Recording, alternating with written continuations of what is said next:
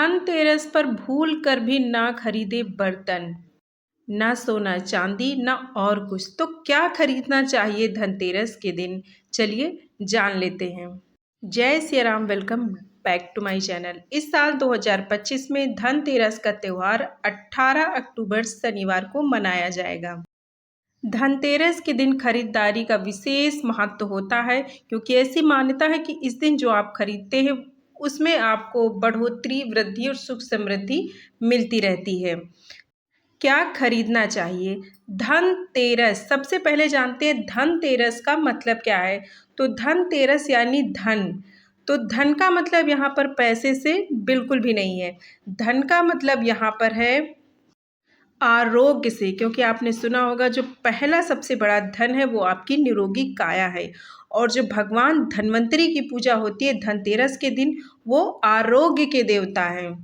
तो धनतेरस के दिन आपको सोना चांदी बर्तन नहीं, बल्कि अपनी आरोग्य से जुड़ी हुई चीज़ें खरीदना चाहिए। इसके साथ ही आपको वो चीज़ें खरीदना चाहिए जो चाहते हैं आपके जीवन में हमेशा सुख समृद्धि, उन चीज़ों की वृद्धि बढ़ोतरी बनी रहे।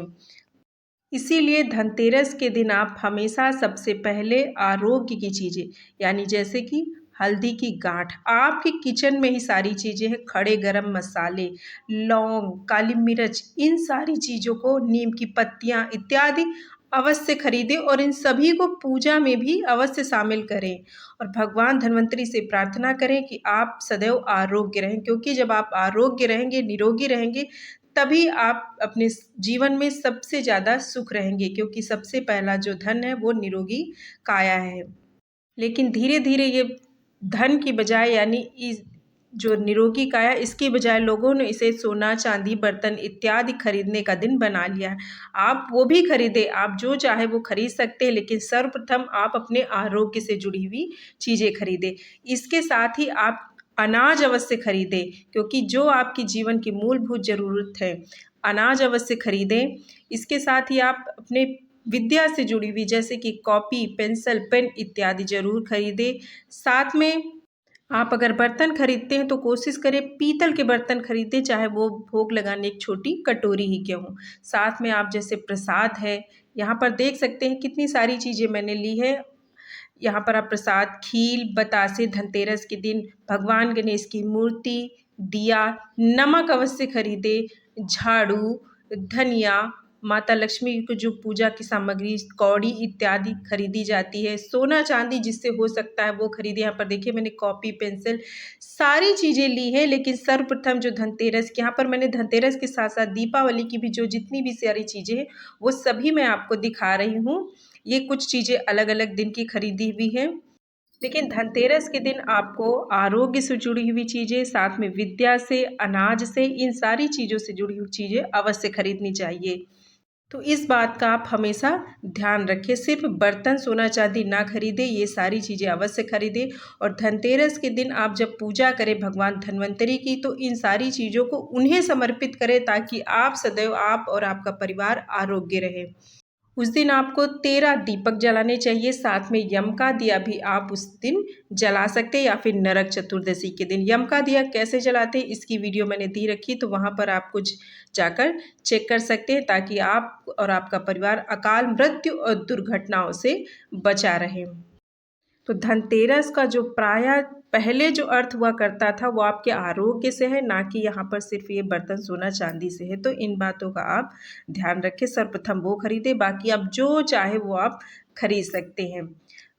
झाड़ू इसलिए खरीदी जाती है, जैसे कि मान्यता है, एक तो वो माँ लक्ष्मी का प्रतीक है और आपके घर को हमेशा साफ सुथरा बनाती है, इसीलिए झाड़ू खरीदना चाहिए। नमक और अनाज, अनाज आप कोई भी एक अनाज ज़रूर खरीदें, और उस अनाज को भी आप कटोरी में भरकर उन्हें समर्पित करें माँ लक्ष्मी को, भगवान धन्वंतरी को। क्योंकि जो धन के देवता है वो कुबेर देवता हैं, तो उनकी भी साथ में पूजा की जाती है।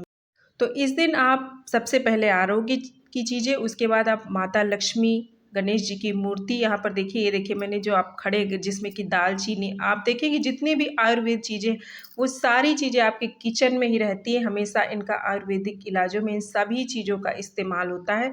तो आप इस तरीके से चीज़ें ज़रूर खरीदें।